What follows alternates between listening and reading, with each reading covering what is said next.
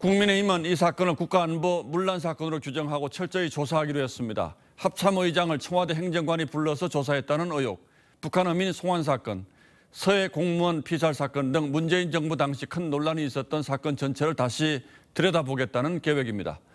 북한 인권단체는 당시 국가안보실장이었던 정의용 전 외교부 장관을 추가로 검찰에 고발했습니다. 이어서 황병준 기자가 보도합니다. 국민의힘 국가안보문란 TF는 문재인 정부 5년간의 안보 실태를 전반적으로 점검하기로 했습니다.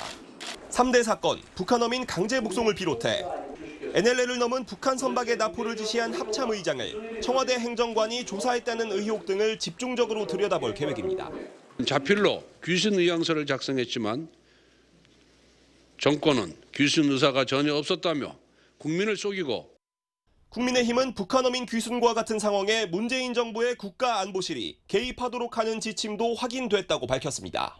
국가안보실이 실제로 해상에 귀순하거나 또는 NLL을 월남한 경우에 개입하도록 안보실 지침이 매뉴얼이 있다는 자체가 확인이 됐고, 특히 문재인 정부의 강제 북송 조치가 북한 정권이 주민 이탈을 막는 데 이용됐다는 분석도 나왔습니다.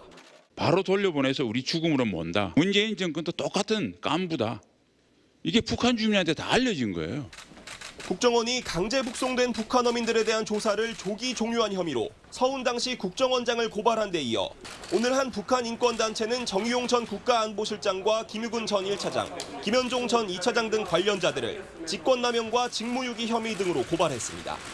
TV조선 황병준입니다.